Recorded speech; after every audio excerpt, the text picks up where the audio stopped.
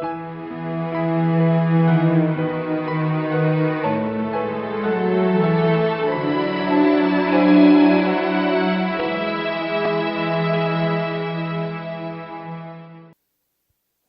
Biblia está llena de vidas que son para nosotros en gran manera ejemplares. Podemos decirlo por su devoción, por los sacrificios, por la entrega que dieron al reino de Dios, a nuestro buen Dios. Y aun cuando el único que es digno de toda gloria y honor es nuestro Señor, ciertamente aquellos que procuran ser como Él y que de corazón le siguen, le sirven, son dignos de imitar. Este es el caso del personaje del que vamos a estar hablando en este sermón, en esta mañana. Y hablo entonces de la vida de Job. Quisiera, mis hermanos, que analicemos el testimonio bíblico y hagamos dos cosas frente a esta vida en particular. Lo primero que quiero que hagamos es un retrato de lo que la Biblia dice de Job. Lo que la Biblia dice de Job. Y lo segundo, que hagamos un análisis de lo que Job mismo habla de sí. Entonces, primero vamos a hacer un retrato de lo que la Biblia dice de Job y después analizamos cómo se refiere él a sí mismo.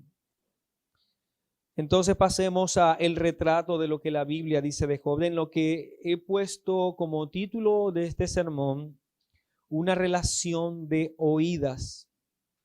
Una relación de oídas. Y en cuanto al relato que la Biblia hace de Job, yo creo que todos nosotros podemos estar seguros que el nombre de Job ha venido a ser emblemático, es sinónimo de paciencia, de rectitud, de dominio propio.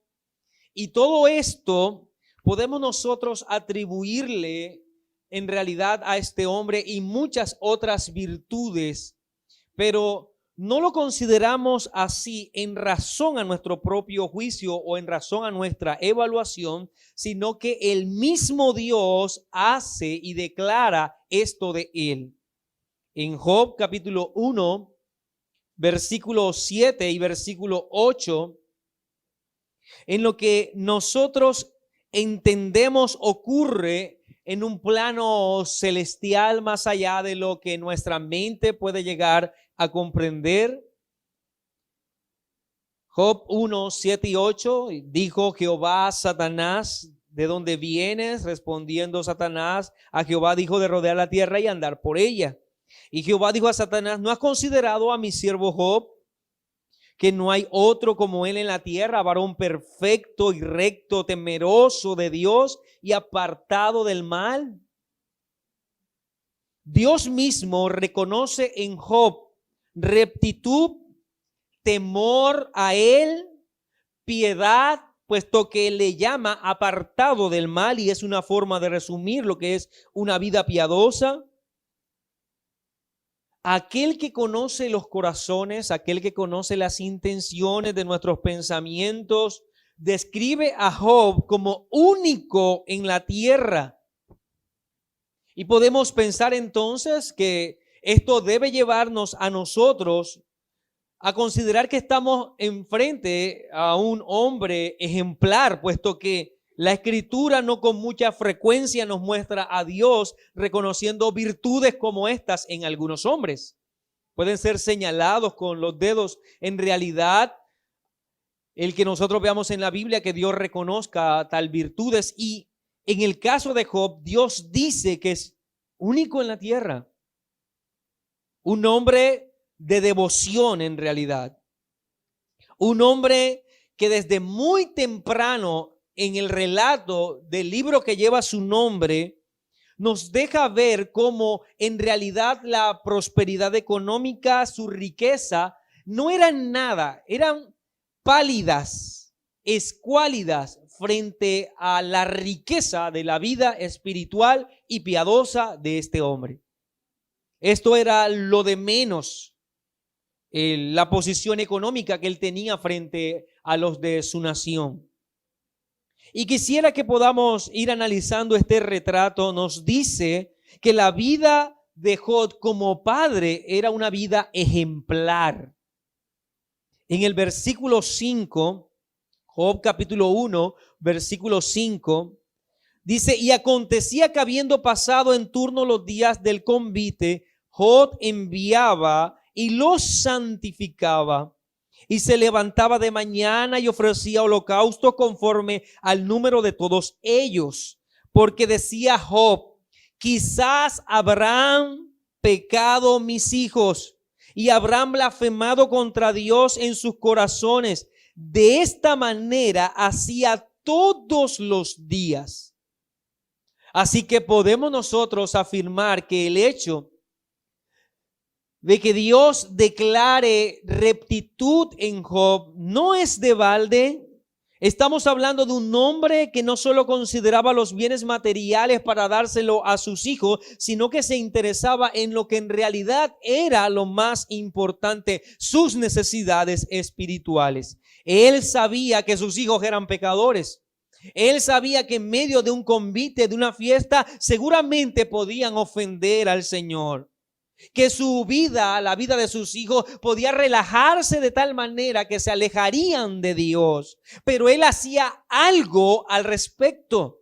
Él se preocupaba por la vida espiritual de sus hijos, el cómo estaban sus hijos delante de Dios. De todas las indiferencias que pueden ser dañinas de parte de un padre para con un hijo, la más terrible de todas es la indiferencia espiritual. Padres que son indiferentes al estado espiritual de sus hijos. No orar por ellos, no acercarlos al Señor, no encaminarlos al arrepentimiento, no estorbar sus pecados, es fracasar en la paternidad. Es fracasar en la paternidad. Y Job no era así. Dios lo puso como ejemplo. Era un hombre que se preocupaba por la vida espiritual de sus hijos. Ciertamente en este lugar hay muchos padres. Y lo más importante en realidad no es en el colegio en el que vas a colocar a tu hijo este año, en la universidad que va a estar, la carrera que va a emprender, los bienes que piensas dejarle cuando partas de este mundo. Lo más importante en el tiempo en el que Dios te ha concedido ser padre es que tú puedas guiar esa alma, la alma de tu hijo o de tus hijos, a entender lo importante que es Dios, lo vital que es Dios para su vida, y que sin Él, en realidad, lo único que les espera es condenación. Con todos los bienes, con toda la riqueza, con todos los títulos, pero al final condenación. Job entonces ora por sus hijos, se preocupa por ellos, por cómo estarán ellos delante de Dios, hasta el punto que en la sola idea de que quizás pudieron ofender a Dios lo mueve a él a ofrecer a Dios sacrificios y ofrendas por sus hijos. Así que su vida como padre era una vida ejemplar, pero también su vida de esposo era una vida ejemplar. Muy temprano también leemos en el versículo 9 del capítulo 2, cuando nos dice: entonces le dijo su mujer. Recordemos que ya Job estaba enfermo, había perdido mucho de lo que tenía y que Dios le había dado. La mujer se acerca a él en el versículo 9, dice: ¿aún retienes tu integridad? Maldice a Dios y muérete. Y él le dijo, dice el versículo 10, como suele hablar cualquiera de las mujeres fatuas, has hablado. ¿Qué? ¿Recibiremos de Dios el bien y el mal no lo recibiremos? El texto dice: en todo esto no pecó Job con sus labios. Estas palabras entonces de Job no están cargadas de ira como seguramente nosotros responderíamos ante nuestras esposas cuando nos critican en el momento en que nosotros esperamos apoyo de ellas. Pero Job no responde a su mujer con ira. Este pasaje nos deja ver cómo él, aún en el que está en una posición en realidad muy difícil, una posición lamentable, ve a su mujer como aquella que necesita ser instruida por él. Él no guarda su instrucción.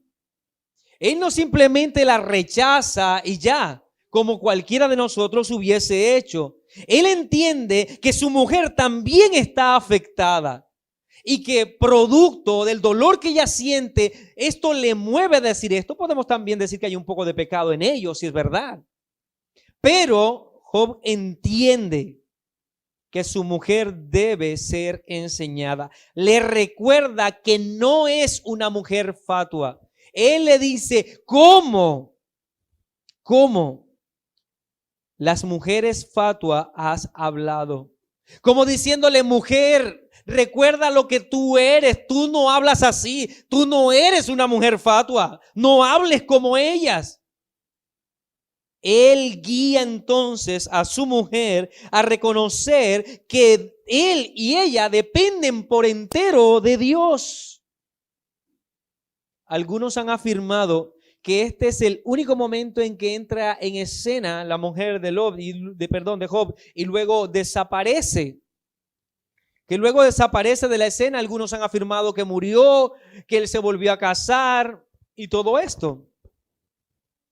Y en realidad, cuando nosotros revisamos el libro, encontramos que en el capítulo 31, versículo 1, Job declara algo en lo que solamente si él se entendía como un hombre casado, pudo haber dicho esto. Job 31:1, él dice, hice pacto con mis ojos, ¿cómo pues había yo de mirar a una virgen? Job muestra en este pasaje que él tiene que mantener su integridad conyugal, que él hizo un pacto y ese pacto lo debe llevar a él a no ver con sus ojos a mujer alguna que no sea su esposa que lo criticó en los momentos que él estaba enfrentando, pero aún así un pacto que él había hecho delante de Dios. No importaba la madurez espiritual de su esposa,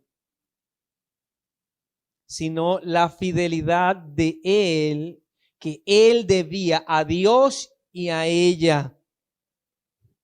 Esto me lleva a pensar, mi hermano, y no quiero considerar otra cosa, que los 10 hijos que tuvo después de toda la prueba fue con ella.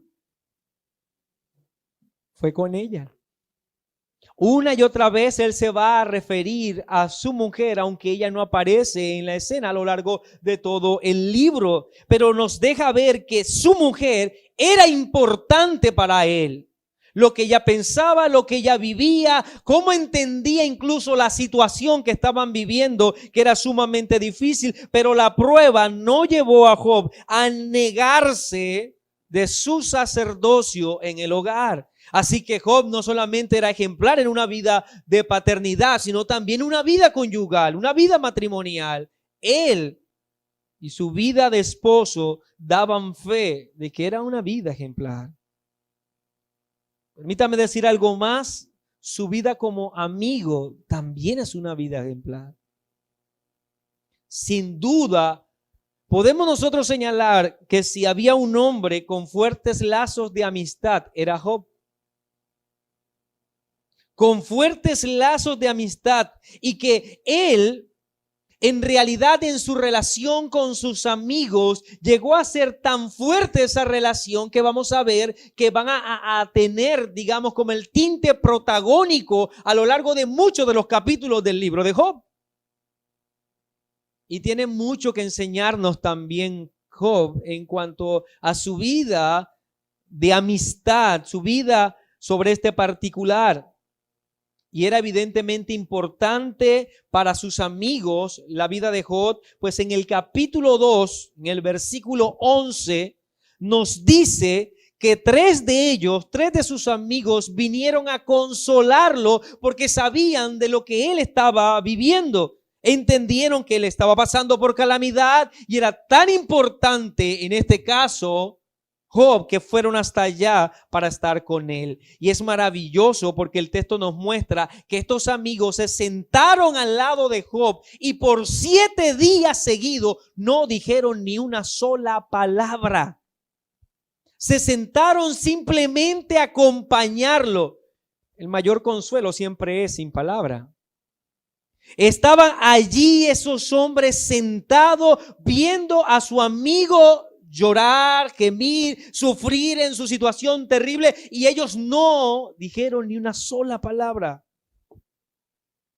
Ellos hicieron lo mejor que pudieron hacer como amigos, acompañarle en silencio. Estar allí en su presencia simplemente. Y de hecho, si seguimos la historia, cuando empiezan a hablar, empiezan los errores de ellos. Así que lo mejor que hicieron fue estar en silencio por 7 días. Muchos de los errores cometidos por parte de ellos vienen de allí. Lastiman a aquel que querían consolar y es lo extraño. Ellos querían estar, acompañarlo y por 7 días guardaron silencio y cuando empezaron a hablar, en vez de consolarlo, lo lastimaban.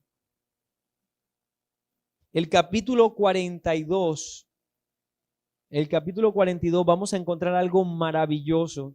Y es que a pesar de que en realidad, como decía hace un momento, una buena parte del libro está dirigida a cómo sus amigos, cuando hablan con él, lo critican, juzgan su proceder, juzgan su vida espiritual. Al final, en el capítulo 42, vamos a encontrar que Dios condiciona el perdón de los amigos de Job a que él orara por ellos. Y lo maravilloso es que el capítulo 42 muestra a Job orando por sus amigos. Después de todo lo que ellos hicieron, de cómo lo llevaron hasta el punto de considerar que en realidad era un reprobado por Dios por estar en esa condición, Job ora por ellos, por sus amigos. Entonces tenemos a un hombre que en su vida paternal era ejemplar porque guiaba a sus hijos a Dios. En su vida como esposo también lo era, preocupado siempre por cómo su esposa veía las circunstancias y que entendiera que Dios estaba en medio de ella, y aún con lazos fuertes de amistad que no eran quebrados por la insensatez, en este caso, de unos amigos que no podían comprender ni consolarle adecuadamente. Una cosa más, su adoración pública da fe de que Job era ejemplar. Su adoración pública. En una de las respuestas a los tantos cuestionamientos que hacen sus amigos, él contesta lo siguiente en el capítulo 12, versículo 9 en adelante. ¿Qué cosa de todas estas no entiende que la mano de Jehová la hizo? En su mano está el alma de todo viviente y el hálito de todo el género humano. Ciertamente el oído distingue las palabras y el paladar gusta las viandas. En los ancianos está la ciencia, en la larga edad la inteligencia. Con Dios está la sabiduría y el poder. Suyo es el consejo y la inteligencia. Si él derriba, le dice a los amigos, no hay quien edifique. Encerrará al hombre y no habrá quien le abra. Si él detiene las aguas, todo se seca. Si las envía, destruye la tierra. Dijo en el versículo 20 del capítulo 1, desnudo salí del vientre de mi madre, desnudo volveré allá. Jehová dio, Jehová quitó, sea el nombre de Jehová bendito. En cuanto a sus declaraciones públicas, en su adoración pública, era un hombre recto. Era un hombre ejemplar. Era un hombre que adoraba y guiaba a otros a adorar a Dios. Pensaba en sus hijos, en su esposa, en sus amigos, no importando la calamidad que enfrentaba, seguía adorando al Señor. Podemos nosotros decir que cuando Dios se refiere a Satanás diciendo es un hombre recto, único en la tierra, en realidad estamos frente a un hombre ejemplar. Este es el análisis que hace la Escritura de Job. Pero tengo un segundo punto, permítame pasar a él, y es un análisis de lo que Job dice de sí mismo. Y bien podríamos resumir lo que Job dice de sí mismo en dos categorías, o podríamos también llamarle dos tiempos, dos momentos. La primera tiene que ver con lo que él sabía de sí. Lo que él sabía de sí. Cuando nosotros seguimos leyendo el libro de Job, llegamos al capítulo 13 y vemos a un Job defendiéndose ante sus amigos después de todo, digamos, ese ataque de crítica para con él. Él se defiende ante sus amigos y la razón que él tiene para defenderse es que él sabe de sí. Él entiende que él es mejor que sus amigos, que él no es como ellos. El argumento que presenta en el capítulo 13 Job para en alguna manera defenderse de sus amigos es que él jamás actuaría como ellos, que él no es igual a ellos. Su argumento es entonces la necedad de sus amigos y cómo él jamás haría tal cosa. El tono es un poco fuerte, pero en el capítulo 13, versículo 2, él dice, como vosotros lo sabéis, lo sé yo, no soy menos que vosotros. Mas yo hablaría con el Todopoderoso y querría razonar con Dios. Les dice a ellos, en el versículo 4, porque ciertamente vosotros sois fraguadores de mentira, sois todos vosotros médicos nulos. Ojalá callarais por completo, porque esto fuera por sabiduría. Él está diciendo a los amigos, ustedes son como médicos que no saben sanar, médicos que no saben formular una medicina. Ustedes son unos fraguadores. Ojalá se quedaran callados para siempre y harían bien. Job sabía que él no era igual a sus amigos y los argumentos siguen en el capítulo 13. Una y otra vez él va a decir lo mismo, que él no es igual a ellos.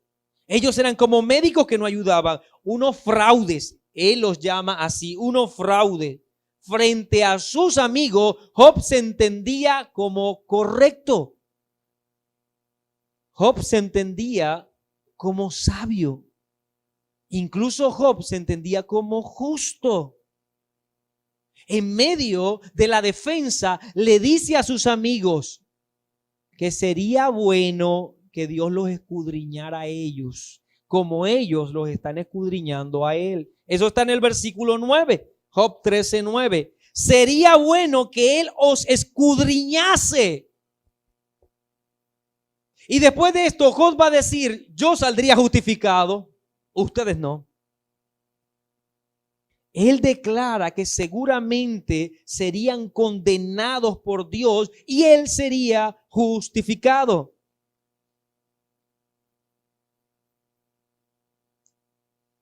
Entonces estamos frente a un hombre ejemplar que en medio del ataque de sus amigos entiende y los ve a ellos, y frente a ellos él entiende que no es igual a ellos. Ante el escrutinio de los hombres, y es verdad, Job los aventajaba.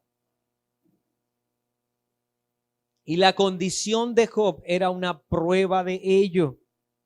Los que lo estaban criticando estaban sanos, no habían perdido nada. Pero él estaba en medio de esa gran dificultad y no estaba blasfemando el nombre de Dios. Entonces él entiende que no es igual a ellos. Su condición es una prueba de ello. Ellos no fueron capaces de seguir haciendo lo que hicieron bien hasta el capítulo 2, que era guardar silencio. Ahora, déjenme llevarles a este pensamiento. Puede ser posible, y de hecho seguro lo será, que cuando nos medimos con los hombres, ciertamente muchos de ustedes podrían aventajarlos, ser mejores que los hombres. Y debe ser así. Ustedes son creyentes. Ser cristianos, tener un matrimonio estable, por lo menos sin escándalos, tener hijos en sujeción, tener una vida eclesiástica buena, ser trabajadores honrados, ser amigos verdaderos, ser miembros fieles de una iglesia. Todo eso pueden de verdad ustedes serlos. Y pueden al momento de pesarlo frente a los demás decir, no, ustedes son superiores. Ustedes aventajan en realidad a los demás. Pero cuando esa tabla de medir se dirige para con Dios, la cosa cambia. Y es eso precisamente lo que pasa en la vida de Job.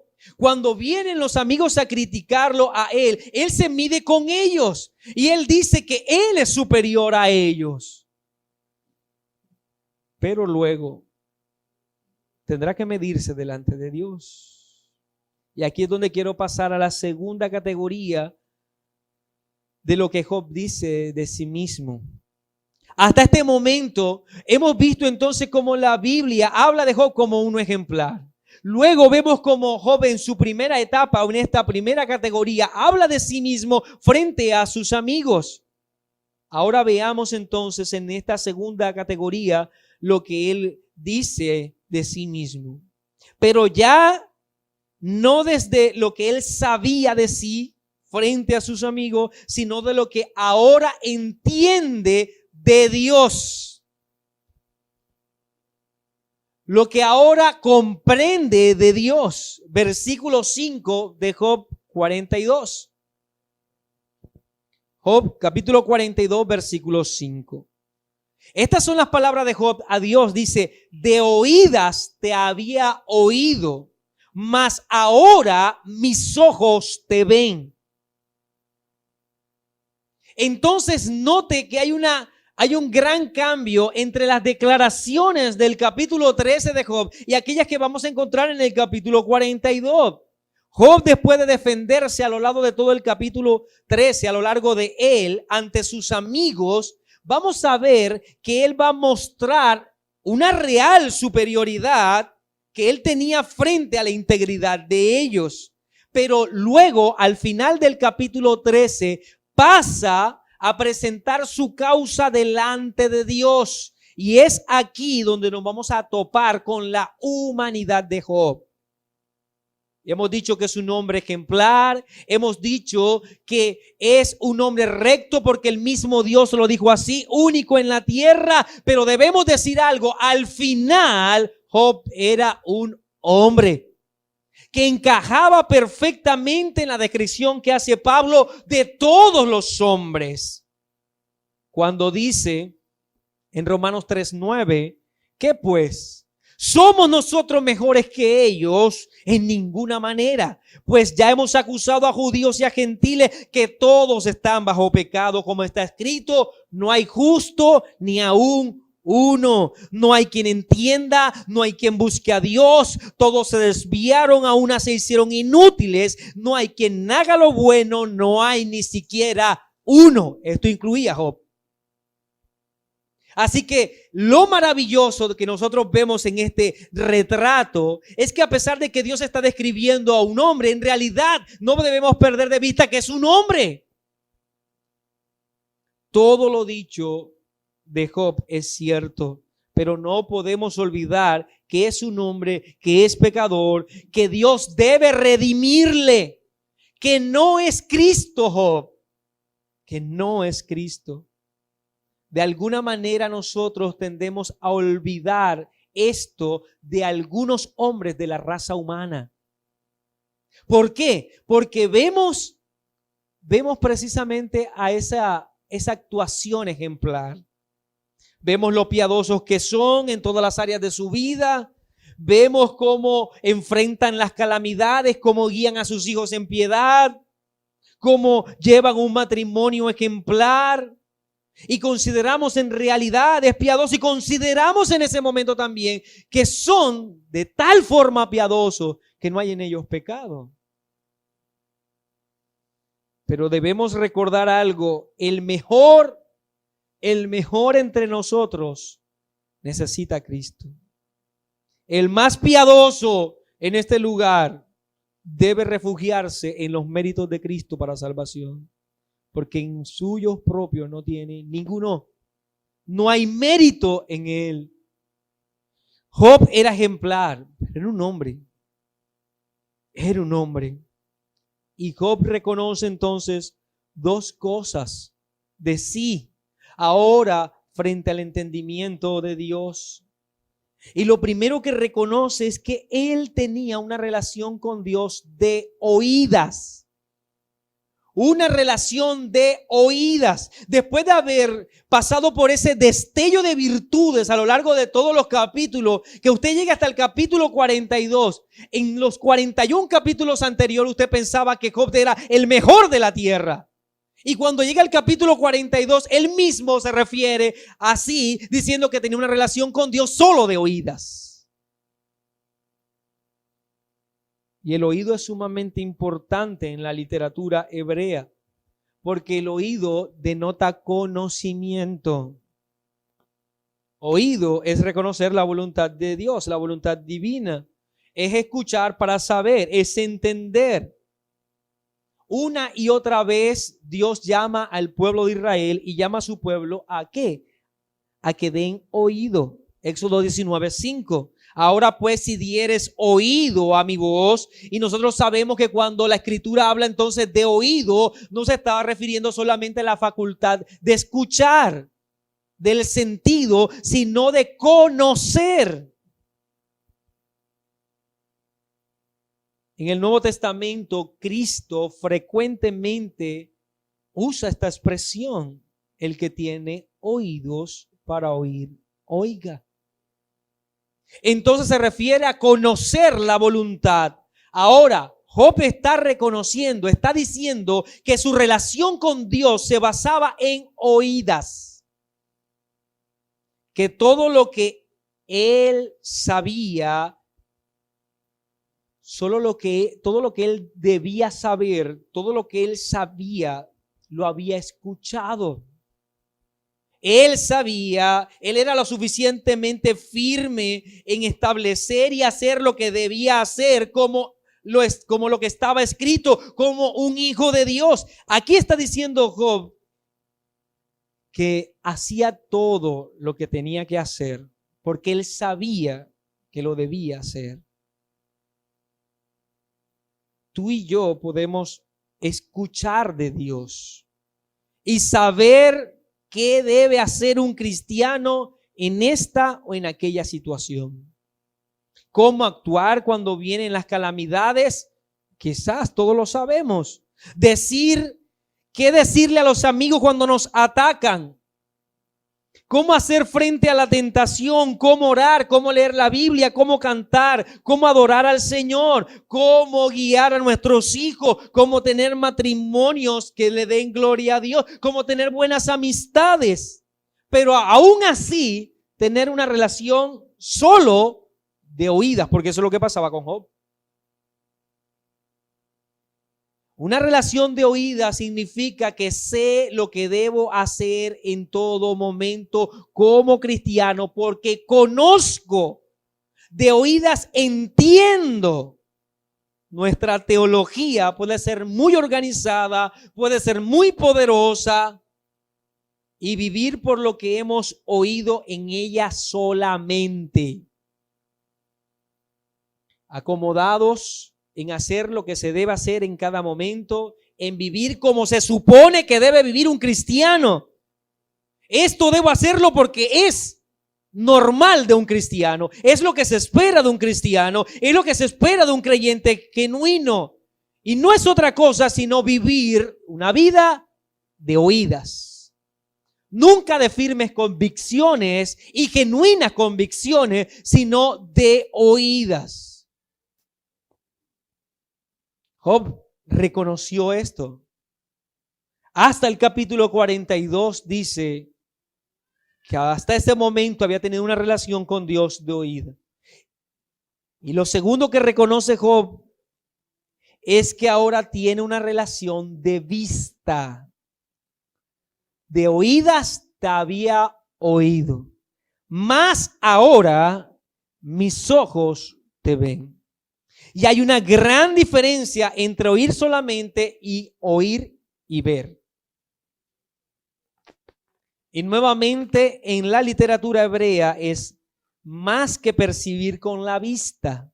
Cuando dice ver, no se refiere, y de hecho era imposible que Job se estuviese refiriendo a que él con sus ojos estaba viendo a Dios, porque eso es imposible.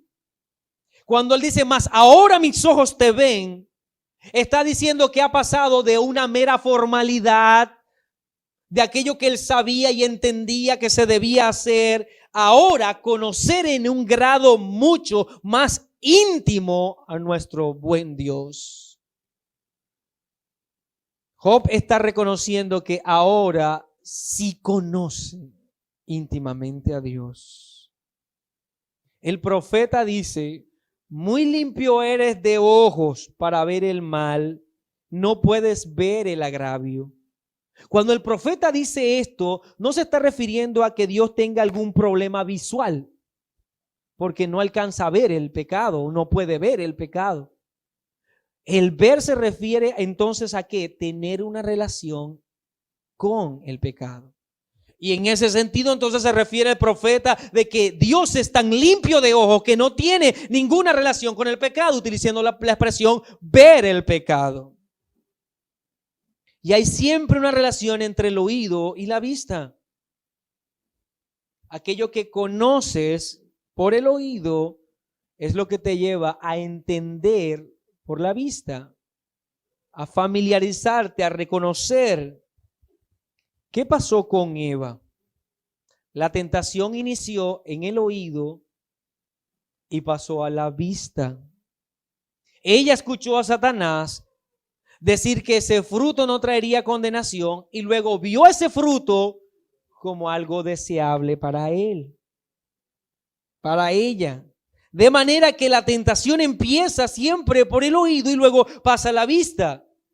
Ahora lo que está diciendo en este caso Job es que él solamente tiene una relación de oído, más no de vista. Pero ahora conoce y ve a Dios. Ahora mis ojos te ven. Hubo un cambio en la relación entonces de Job con Dios. Y esto es algo maravilloso. Porque en el texto no vamos a encontrar que la relación de Dios con Job cambió. Lo que cambió fue la relación de Job con Dios, no de Dios con Job. La relación de Dios hacia Job siempre fue la misma. Dios vio a Job como un hombre que necesitaba ser guiado por él, su hijo, bajo su soberana voluntad. Pero Job debía crecer y madurar. Debía avanzar en una vida espiritual. Su vida con Dios pasó de un solo oído ahora a oído y vista. Hubo un cambio maravilloso en esta relación, pero en todo momento Job era un hombre justificado por la gracia de Dios. Un hijo que estaba sujeto a la voluntad divina y que ni el mismo Satanás podría dañarle. Aun cuando Job debía crecer en su entendimiento para con Dios, los planes de Dios no dependían del entendimiento de Job. Los planes de Dios no eran ni siquiera estorbados por el mismo Satanás. Vemos entonces en este retrato dos relaciones, mis hermanos, totalmente distintas las unas de las otras, aunque convergen en su totalidad. Dios relacionándose con Job con un propósito específico. Y en esa relación y propósito nada cambia. Pero también vemos entonces a Job relacionándose con Dios. Pero allí sí hay cambio. En nuestra relación con nuestro Padre Celestial, van a haber muchos cambios. Tenemos que crecer, tenemos que madurar, tenemos que comprender, pasar de un mero formalismo en nuestra relación con Dios, de lo que oímos y entendemos que debemos hacer, a en realidad vivir nuestra fe, a ver a Dios. Job llegó a reconocer que todo lo que oía de Dios le hacían superior a sus amigos. Y eso lo reconoció. Pero ahora, frente a la majestad de Dios, él entendió que su superioridad en realidad no existía. Que lo que era un pecador. Que solo estaba reconociendo unas verdades intelectualmente, mas no estaba viviendo esas verdades en la realidad total de su corazón. El versículo 1 del capítulo 2, mire lo que dice en adelante. Respondiendo Job a Jehová, dijo: yo conozco que tú todo lo puedes y que no hay pensamiento que se esconda de ti. ¿Quién es el que oscurece el consejo sin entendimiento? Por tanto yo hablaba lo que no entendía. Cosa demasiado maravillosa para mí que no comprendía. Oye, te ruego y hablaré, te preguntaré y tú me enseñarás. De oída te había oído, mas ahora mis ojos te ven. Por tanto me aborrezco y me arrepiento en polvo y ceniza. ¿Cuán diferente entonces son estas declaraciones del capítulo 42 con aquellas que Job dijo en el capítulo 13? Aquellas que habló a sus amigos en el capítulo 13 y aún al mismo Dios. Una relación de oídas era la que él tenía,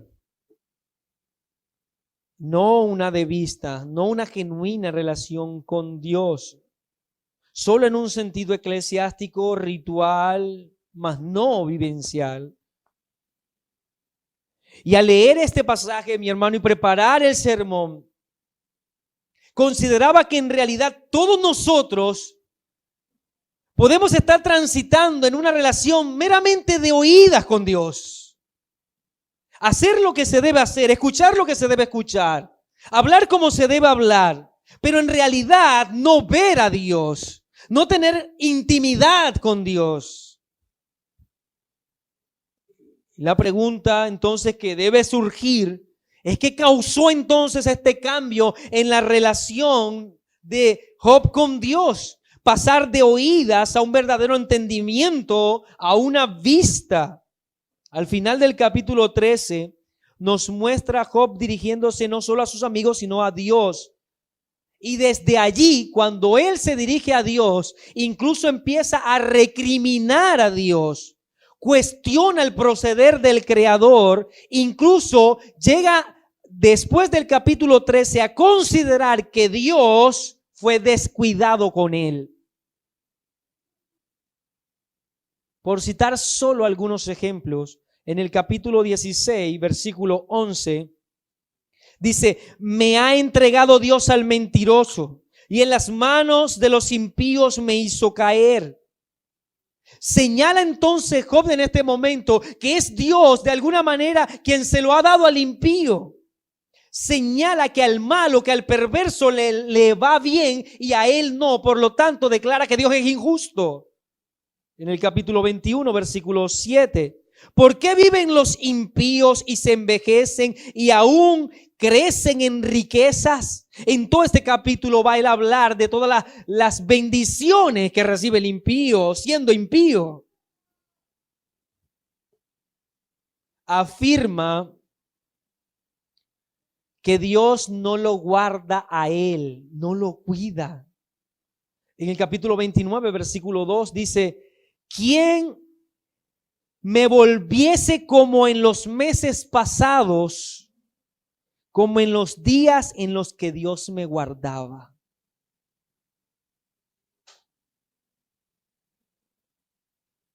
Parece que el retrato empieza a oscurecerse de Job.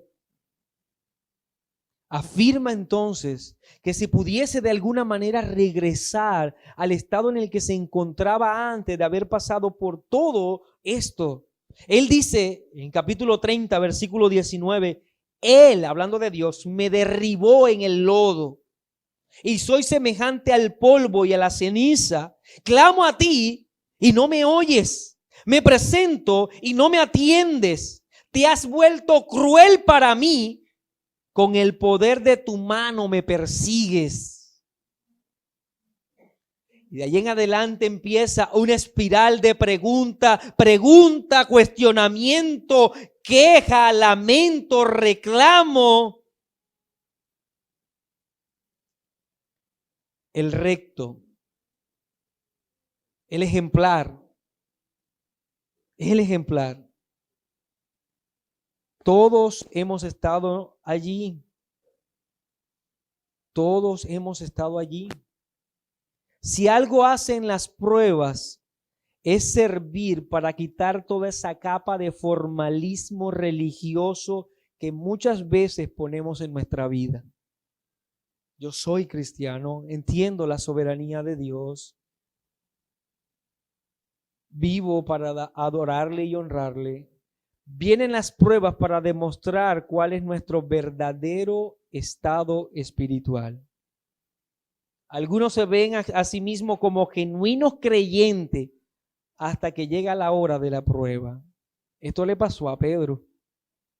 Tan seguro de sí mismo que daría su vida por el Señor. Y llegó la hora de la prueba. Cuando se ha llevado una relación con Dios de oídas, solamente escuchando y haciendo lo que de oídas se debe hacer, la prueba es necesaria. Es necesaria para quitar todas esas capas, todo ese vestido. El filo de la prueba empieza a quitar capa tras capa para que nosotros nos demos cuenta de nuestra genuina relación con Dios, de cómo estamos con Él. Y es esto lo que pasó en la vida de Job. En medio de ese estallido tan grande de fragilidad, de humanidad de Job, Dios interviene y le habla a Job. En el capítulo 38, versículo 1 en adelante dice: entonces respondió Jehová a Job desde un torbellino y dijo: ¿quién es ese que oscurece el consejo con palabras sin sabiduría? Empieza diciéndole a Job: está hablando alguien que no es sabio. Ahora ciñe como varón tus lomos. Yo te preguntaré y tú me contestarás. ¿Dónde estabas tú cuando yo fundaba la tierra? Házmelo saber si tienes inteligencia. ¿Quién ordenó sus medidas, si lo sabes? ¿O quién extendió sobre ella cordel?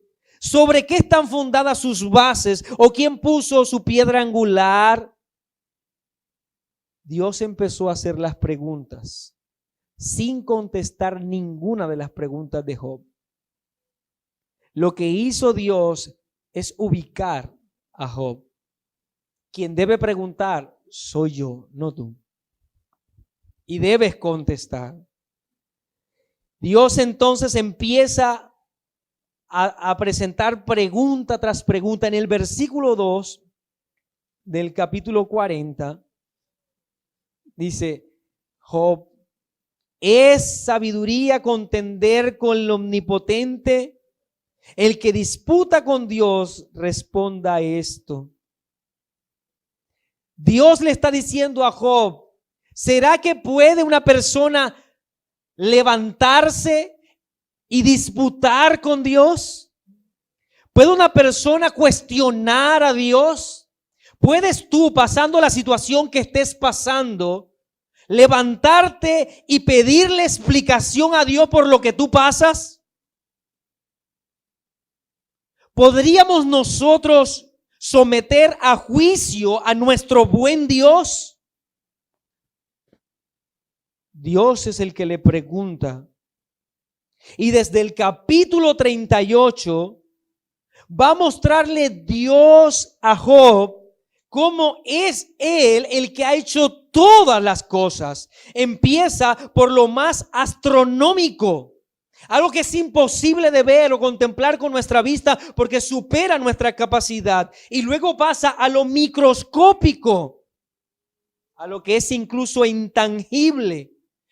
Y Dios le enseña a Job que todo, tanto lo grande como lo pequeño, dependen de su soberanía, de su poder, que nada ocurre sin una razón, que todo en la creación y en las criaturas sigue un hilo entretejido solamente por Dios y su poder, que su voluntad escapa nuestra inteligencia, que en Él no hay injusticia, que Él no es descuidado, que su poder lo llena todo. Mire, es tal la descripción que hace Dios que dice que aún los insectos esperan ser alimentados por Él. Él no es descuidado con nada. Como dice David, tuya es, oh Jehová, la magnificencia y el poder, la gloria, la victoria, el honor, porque todas las cosas que están en los cielos y en la tierra son tuyas.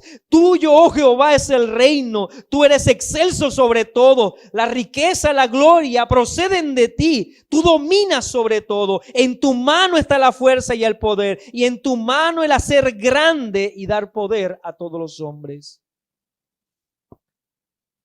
Dios fue derribando cada uno de los argumentos y las preguntas de Job hasta el punto en que Job no podía decir nada más, sino aquello que está en el capítulo 40, versículo 3 y versículo 4. Entonces respondió Job a Jehová y dijo: he aquí que yo soy vil. ¿Qué te responderé? Más de 3 capítulos haciéndole preguntas Dios a Job, y él contesta esto: ¿qué puedo responder? Soy vil. Mi mano pongo sobre mi boca. Cuán buena es la aflicción si con ella reduce nuestro orgullo, aniquila nuestra soberbia, ayuda a nuestra ignorancia. Cuando nosotros reconocemos el proceder soberano de Dios, porque en realidad es eso, Job pudo decir: conozco que todo lo puedes y que no hay pensamiento que se esconda de ti. ¿Quién es el que oscurece el consejo sin entendimiento? Por tanto, yo hablaba lo que no entendía, cosa demasiado maravillosa para mí que no comprendía. Oye, te ruego y hablaré, te preguntaré y tú me enseñarás. De oída te había oído, mas ahora mis ojos te ven. Por tanto, me aborrezco y me arrepiento en polvo y ceniza. Mis hermanos, debemos comprender que nuestra vida no sigue un curso accidental, sino que Dios soberanamente ha determinado todas las cosas, y aun aquellas que no entendemos, de las cuales formulamos preguntas todo el tiempo, encuentran una sola respuesta. Dios hace en nuestra vida como Él quiere, para su gloria y para nuestro beneficio, porque este es el mejor estado de Job, cuando dice: me aborrezco y me arrepiento en polvo y ceniza. Era hacia allá, hacia donde debía ir toda la historia, mi hermano. Tú y yo debemos comprender la magnitud de la soberanía de Dios y depender por entero de Él, no importando la circunstancia que vivamos. Vivamos una relación con Dios, no de oídas solamente, sino que veamos en realidad a Dios en nuestra vida.